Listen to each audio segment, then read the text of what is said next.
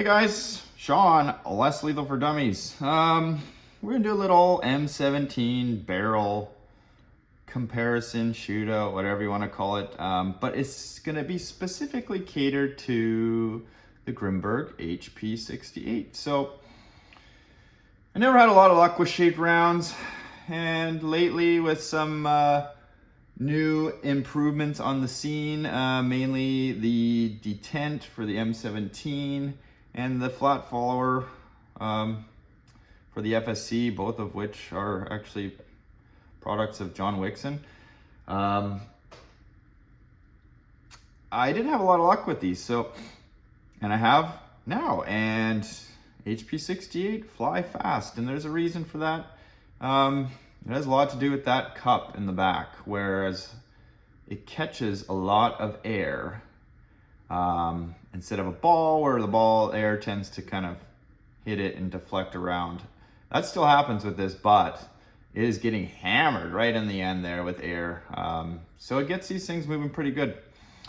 But I wanted to revisit my barrel selection. So this is kind of a accumulation of barrels, 85 barrels that I have. Some stock, some from other markers. I also have some freak inserts here. So I'm just gonna go through them and see which ones like this Hp68 the best. Now Grimburg recommends a 686 or better or higher. And there's a reason for that. That's to allow for errors in manufacturing. As with anything, you know, tolerances do vary across the board. Barrels and projectiles are both included in that. So a 686 is, in my opinion, a safe bore size. But I like to go tighter. I like the tightest you can get. And that's kind of what this video is. I'm going to show you that things are not as they seem. So we'll start out with the basics. The bore gauge. Inexpensive tool. A lot of you guys probably have it.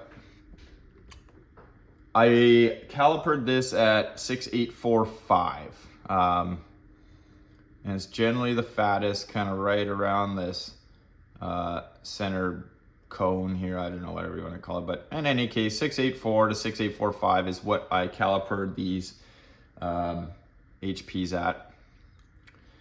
So here we have a bore gauge. We have 682, 684, 685, 687. This is a 682 hole.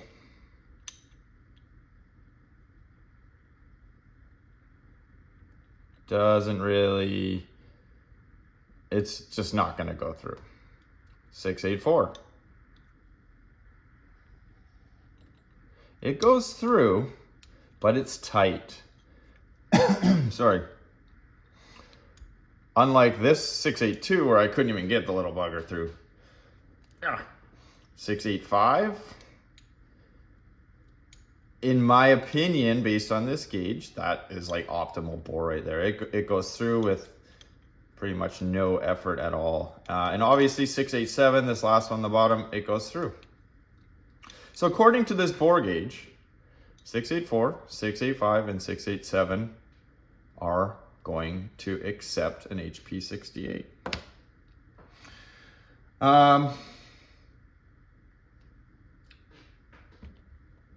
Now, taking into consideration the 684, how I had to kind of push it through. You hear that little snap? I mean, it goes through, but it's tight. Now, if you see my other videos, this is a 684, big shot of salt, smooth bore. So it should be tight, right?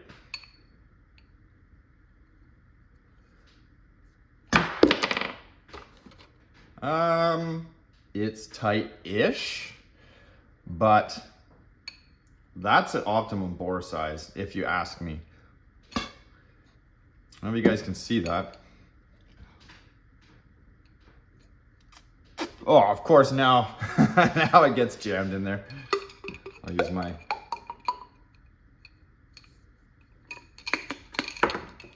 Use my little wooden poker to get it out. Try that again.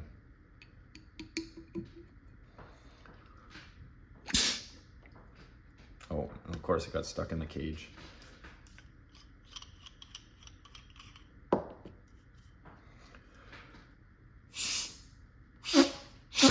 There we go.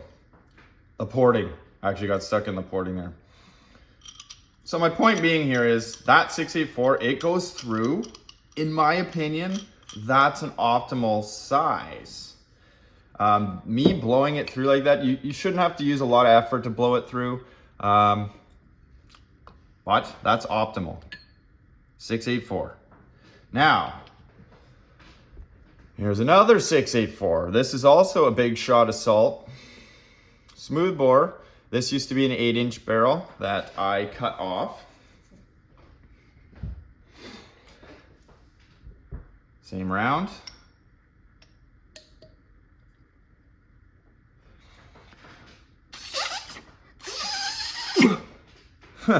It ain't going out of there, guys. I need to push that through with some effort. You saw how kind of difficult that was to push through. And once again, that is a 684. Try that one more time.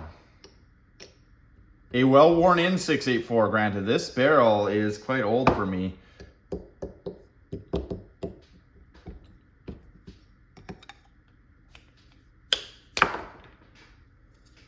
Now, you get where I'm going with this?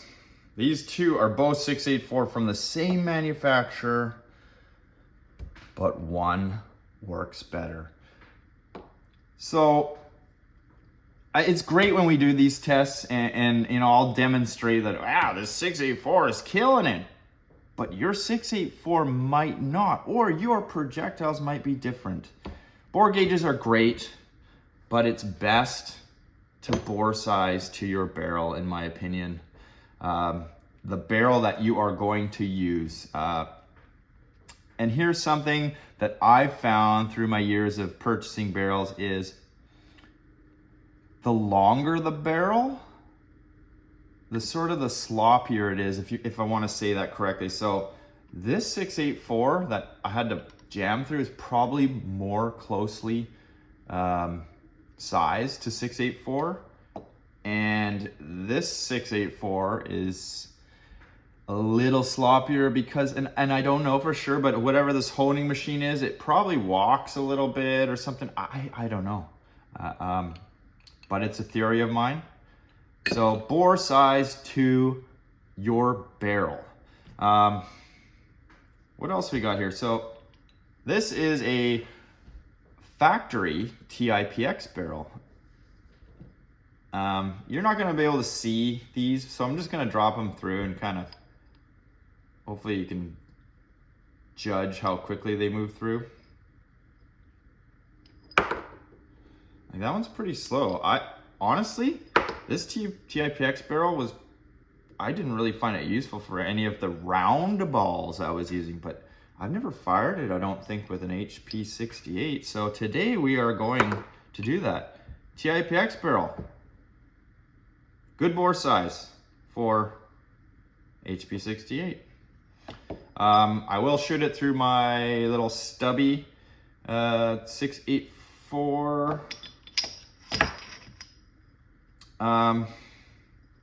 This is an ultra rare Desert Edge 683 smooth bore. It will not take a HP68. I brought it out just to show you guys. This is a no-go. This is a round ball only barrel.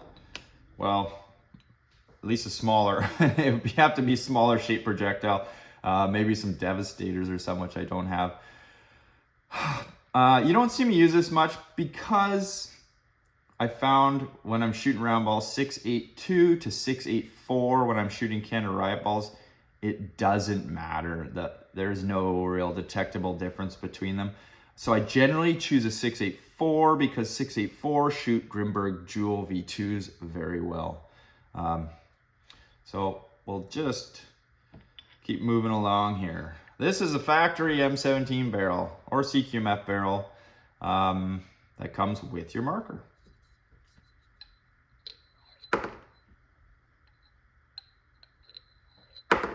It's a little looser than the TIPX, but when I'm looking down it,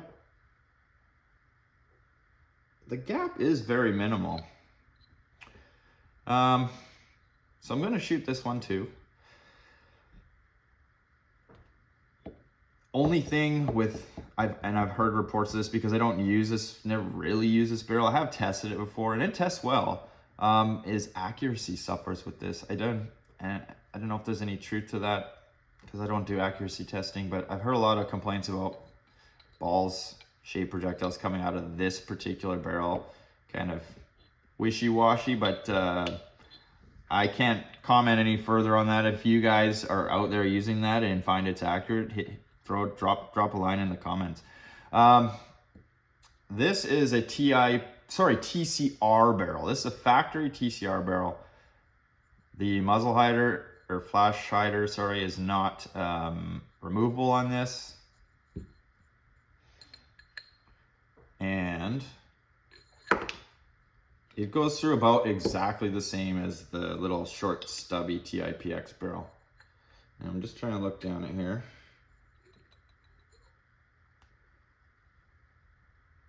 There is very minimal light showing through that. And actually I can see contact on the sides just ever so slightly. So that could be a good thing. That could be a good thing. And these barrels are cheap. These TCR barrels. Oh, you know what I didn't bring in here was my Grimburg A5. I'll go grab it. This is a Valken rifled 11-inch. 11.5 inch. Yes, 11.5 inch. I should have brought a measuring tape too, which I did not. It is 6.87. It fits these HP68 very well. But the issue I have with this is the rifling. It's tight to the rifling, but if you added up all that airspace, kind of that spirals around the round, that's a lot of loss. That's a lot of air loss. And rifling benefits projectiles when they're physically making contact to it. The air rushing by it imparts some spin on it, but most of us are in search of short range power and not 50-yard shots. You're gonna want a smooth bore, but we're gonna shoot that anyway. 6.87, that's the Valken 11.5 inch. I think they have a 15.5 inch of this as well.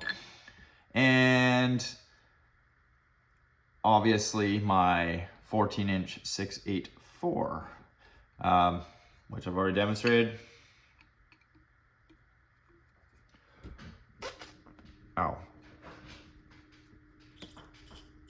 And of course, now when I go demonstrate again, projectile doesn't want to go through.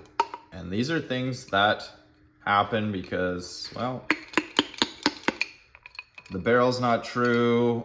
You know, when I previously just showed you, the round just could have been placed a little different inside there. This round's got a really massive chip on it too, actually.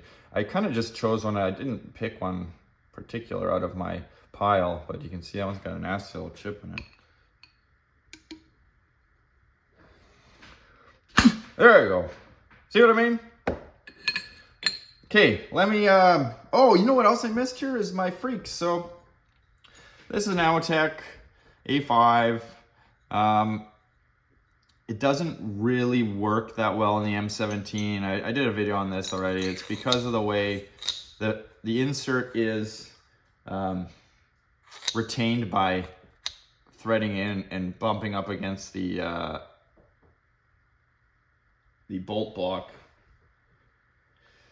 And it doesn't quite bump right up, so this insert slides. But I think I'll probably still use it because I have these freak inserts that go with it. And these are stainless. This is 682.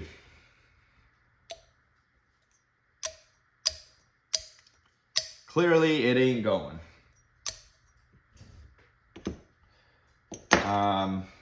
684.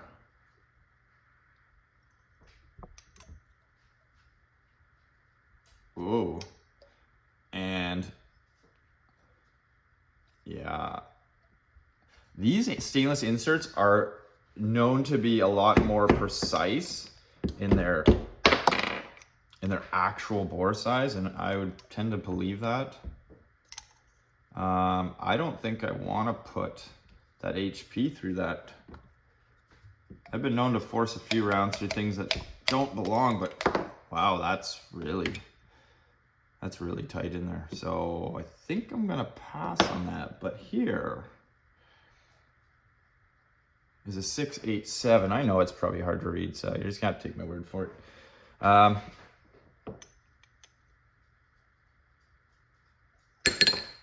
That one goes through beautifully. Look at that. Look at how slow it goes through.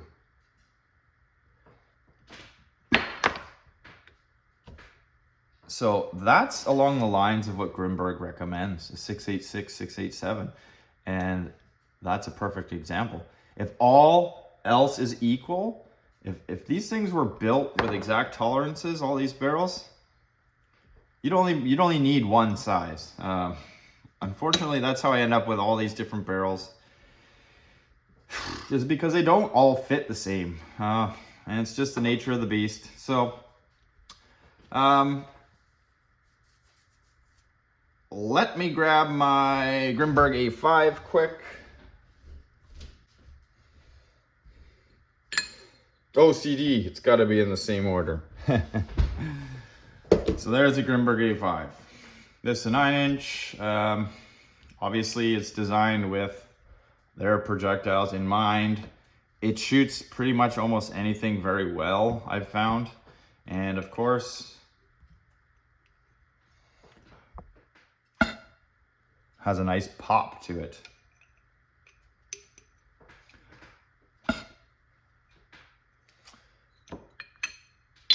So, in order of barrels here, we'll just go quickly sizes. Which ones weren't we gonna use? Oh, that one is a toss out because it's 683, it's too short. And we are going to do 687 in the Freak. We got all the colors of the rainbow here. Okay, my little stubby, 5 7/8. TIPX is 6 1/4. Amotech Freak. The inserts are 5 inches. So that's your control. The actual barrel length, 7 inches. That's including the flash hider on the end here, or sorry, the red protector. Valken standard stock factory barrel is 7.5 inch. Grimburg 9-inch. TCR including the non-removable flash hider is 11. The Valken rifled is, oh, it's actually 12. Yeah, 12 inches. All right. So 12 inches. I was mistaken. I swear when they sold it, it says 11.5, but either way. The Big Shot Assault, Labco measures it with their flash hider on it, so it's a 14-inch, but really, it's only a 13-inch. And if you're being really picky, once your projectile hits this porting in the end, it's actually poof, especially in LL, because you're jamming those rounds through. So this barrel is actually only 11 inches of control. Much like this one that I cut off, it started as an 8-inch, so I cut it off right at the porting, and that's what I was left with. All right, let's hit the garage and shoot some rounds through this guy. Alrighty guys, we're ready to go. once again, I'll mention, take the testing with a grain of salt. Barrels, projectiles, all interact differently, even though they say they're one thing. It's just best to check for yourself.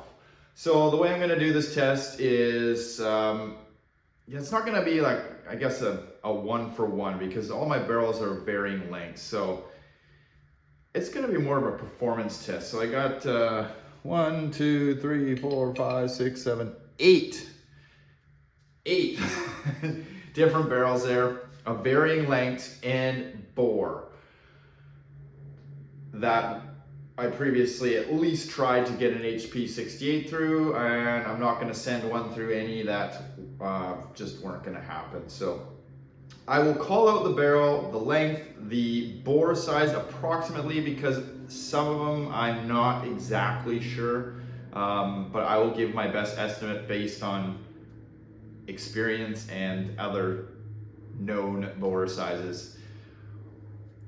One thing that isn't often mentioned, shout out to Less Lethal Armed Force for bringing it up, is clean your barrels.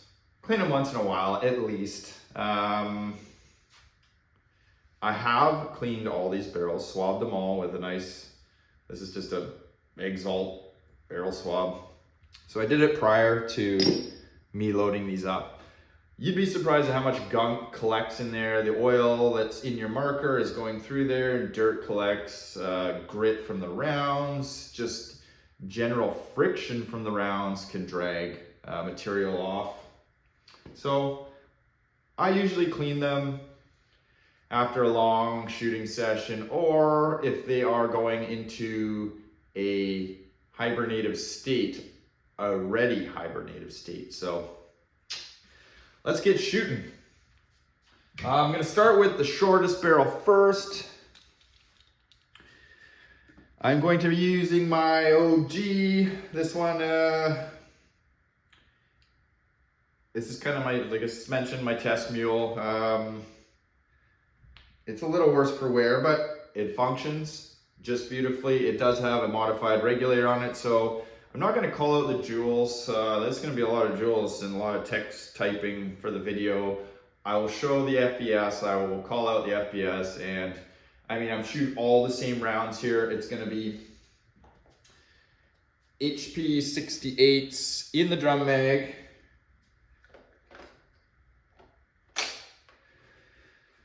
They are 7.8 grams. I have the Wixon M17 detent in here. I have a combination bolt spring, so I have the FSC bolt spring and the TIPX bolt spring, and yes, it's the same TIPX bolt spring that looked semi-demolished in my video yesterday. I am going to continue to use it just to demonstrate that it is a worthy upgrade, at least in my opinion it is. I also am running the Home Defense 24 silicone bumper, just one with a factory M17 washer bumper, bull bumper on the face of it, just to kind of help protect it. It's quite pliable, but that's a good thing. It helps dumb down the cyclic action of this marker. In my short 500 plus round testing on it, the biggest thing I notice is there's not a lot of clanging going on in there anymore. And the other thing is that little puff of air that I used to get out the back here is non-existent anymore out of the BRH plug.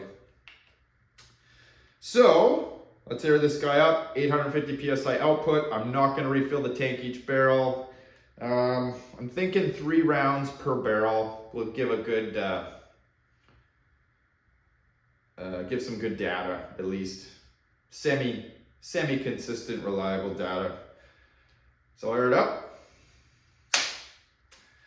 First one is my 5 7/8 long 684 smooth bore Lapco. This was a chopped down 8-inch barrel.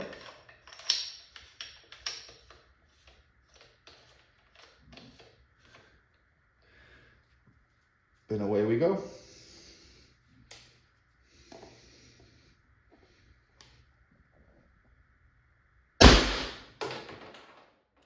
336.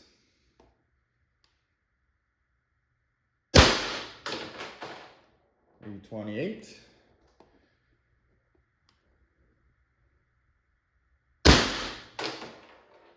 330.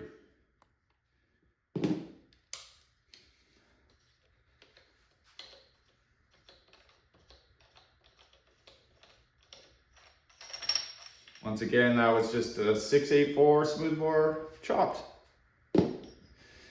Next up is the factory TIPX barrel that comes in the pistol. I believe this to be a 687 bore barrel. It would be a little bit on the tight side, almost a 686. I mean, again, I don't have a bore measuring gauge, so best I can do is calipers, which aren't 100% accurate for doing some intricate work like that, but we're gonna call it 687. And it had a length of 6 1/4 inches.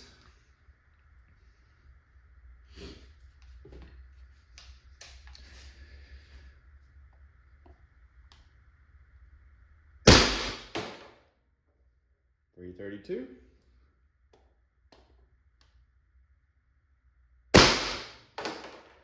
332.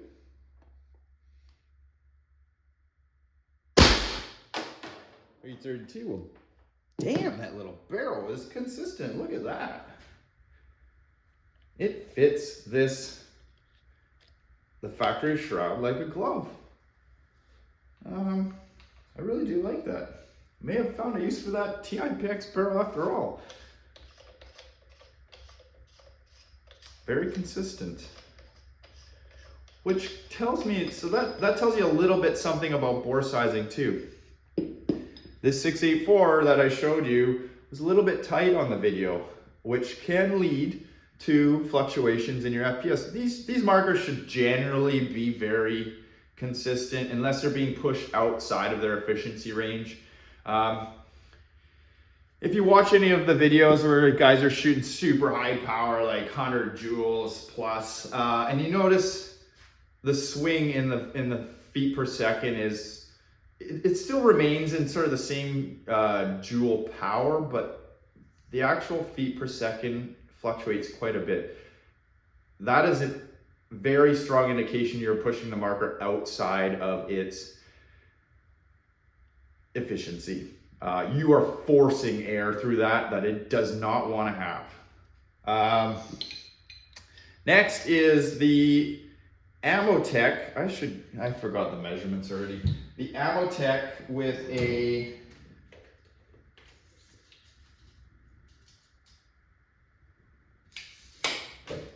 freak insert. I've installed a 687 freak insert in it. This is not a recommended barrel for the M17.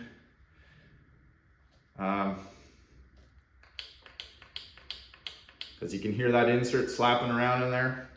So it's not ideal. It just doesn't seat properly. 687 smooth bore.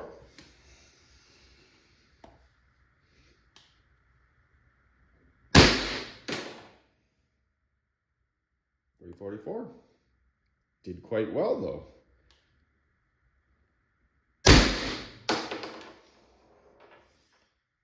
.338.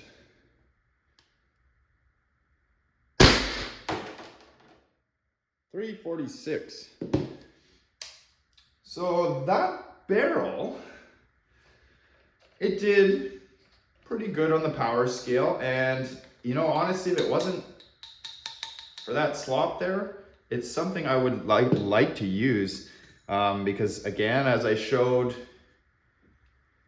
in the little demo of bore sizing the rounds to your barrel, this insert fit very precisely with HP68. It's just not an ideal platform, the barrel itself installed in an M17. This works very, very well in a TIPX. It seats properly and does its job, but if only there was another way. I do have a freak Freak A5, but it's really weird. I got to modify it a little to get it to hold the insert. And the Freak actually, Freak branded barrel back inserts through the front of the barrel. So I may have to revisit that. It's sitting on the table there. I just kind of got away from it. 687 stainless insert. Not too bad, not too bad. Next up is the factory M17 barrel. So you get this guy with a CQMF or a M17. The CQ barrel is a little bit different. Same length, but it is neck down a lot further along this space here. So something I should have mentioned is the factory barrels are 1 inch diameter. 1 inch diameter barrels do not fit an M17. That is why they are neck down like that, but they do fit through the shroud, and it's a perfect fit. So if you are choosing an aftermarket barrel, it has to be 7/8 inch in diameter, not 1 inch. So let's try this one. This was 7.5. I should just leave my tape laid out here. We can quickly reference it. So I don't feel like a dummy. 7.5. Factory barrel, I believe, is a 688, 689 bore. It would appear that just by dropping around in it. They do fit very nicely. They have an O-ring on them to prevent them from vibrating loose, especially at high velocity.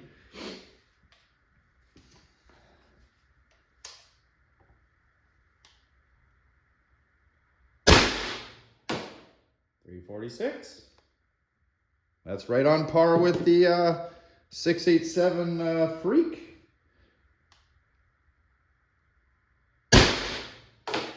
Oh boy, 354. Remember, my tank pressure is gradually going down here, so 354. Wow, impressive, guys. I know I've tested these before, the factory barrel, but not with HP68. I was testing with Joules and Kenner eyeballs, and while it did perform well, it just wasn't a good choice for me because I like to have the threaded tip. So that could be a deal breaker for you. And again, I can't speak for the accuracy of this barrel. I've heard not so good things, but drop some comments. Let me know. Getting a little longer here. So this is a 9-inch Grimburg A5. It's a beautiful barrel, smooth bore, designed with their projectiles in mind. Now, it's probably going to outperform all 4 of those barrels I just showed. It is longer. It has a bore advertised of 686 plus or minus 0.005. If you want to be precise. I know, yeah, in any case, yeah, let's shoot her.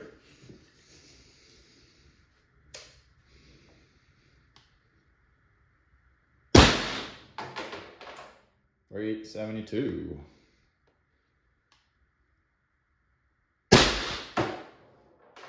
366. 376. As promised, it is a very good performer. Not too long. This is a factory shroud, remember? Deal breaker for me sometimes, like I mentioned, is not having a threaded end, but this barrel goes very good in my other project salvo. Handguard, so that's probably where it's going to remain. I may actually pick an extra one up because this one got slightly damaged during a misfire where a round kind of went in sideways, and you're probably not going to be able to see it, but because I've kind of hammered it back into place. I'm picky, so even though it probably is not really affecting anything, I like shiny new. I like my stuff to be in good working condition, and it is, I guess, but real world problems, guys. TCR, factory barrel, non-removable flash hider. Again, this is the same, I believe the same bore as the TIPX factory barrel. 687. This is 12 inches, or, yeah, I just put the thing down here. 11 inches overall with a non-removable flash hider, so it's probably about 10 inches of control.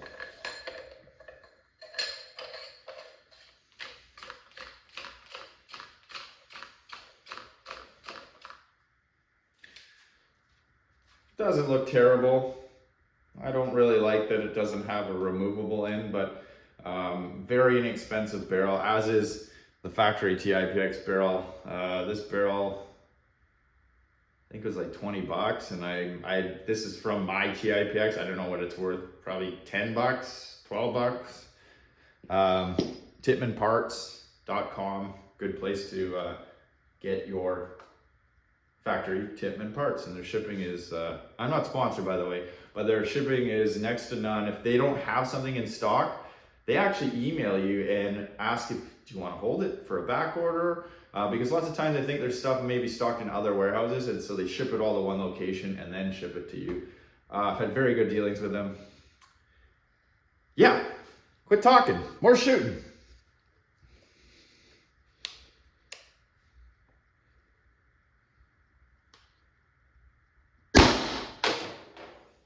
$370, pretty good number.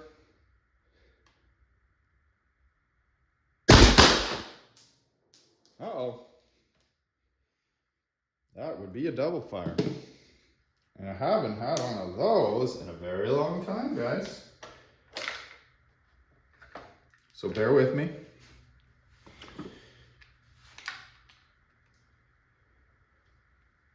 Just check my tank. We're still good on the tank here. I'm just gonna set my marker down. I'm gonna go out and probably say, when I did the video yesterday and I showed you that mangled spring, it was definitely more mangled than previously I had seen it. So, but I will continue to push through. Maybe I should have used the other one, because it hasn't gone through the abuse this one has. So our good shot was 370.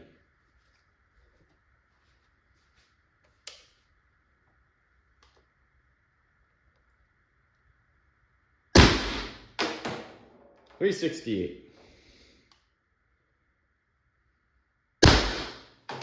$368. So in comparison to the Grimburg barrel, this one is longer, non-removable tip, cheaper, and slightly less powerful. I mean, this, honestly, if you're on a budget, this barrel is a great barrel. But if you live in North America and you can get your hands on one of the Grimburg barrels, it is a quality piece, but not the most powerful. And the reason is length, not bore, length. Next up, this one I haven't tested. I started to test and then somehow I got sidetracked. This is the Valken 12-inch rifled 687 bore. So it should be really good, I'm hoping, but I don't think so. So far, our best barrel and obviously being it's longer than all the others, Best performing so far was the Grimburg A5, 376 feet per second. So now we're going 3 inches longer than the Grimburg barrel. And rifled.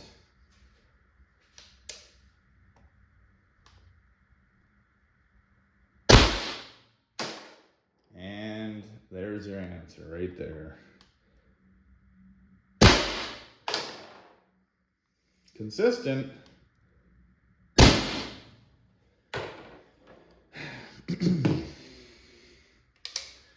might have to reload again. I only got 1 barrel left, so hang in there, hang in there. I'm gonna set the marker down for a sec, just because I wanna speak briefly about the difference. This barrel wasn't cheap. This barrel is not cheap, but it's not expensive either when you compare it to the cost of a Lapco barrel. But hopefully you guys can see that. That's a lot of barrel to take a power cut. It really is. Now, there might be better projectiles suited for this. I don't know, but you know, Grimburgs and Kenner eyeballs are my go-to. Okay, last but not least, 684. Now, you guys have seen this test before, so probably no surprises here. It is the longest of the bunch. It is 13 inches without the flash hider. And if you delete the porting, it's actually only 11 inches of control. So, something I would like to do, but again, Lapco barrels aren't really that inexpensive to be cutting up. I happened to cut that other one because I had multiples. I don't have multiples of this, but I would be curious to know if I cut this barrel off down to an 11 inch, if I could still have the same power that it's going to show you right now. Oh, and this is a 684 smoothbore, 14 inch.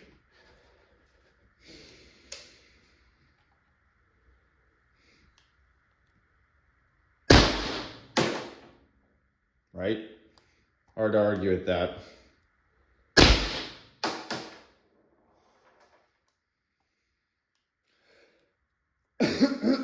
Sorry.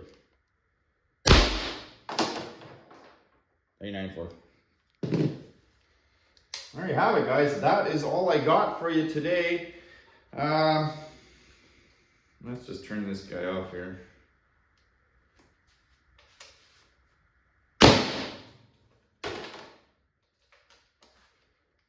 Check my magazine. Oh my gosh. And that was it. Perfect pour. Well, not really perfect. And I did toss a couple in there when I had the misfire. But hey, good to see that misfire on camera. It tells you we're not immune to it. And I'm gonna have to say it probably has to do with my mangled spring in there. It sounded like I heard a little bit of a boing on that misfire.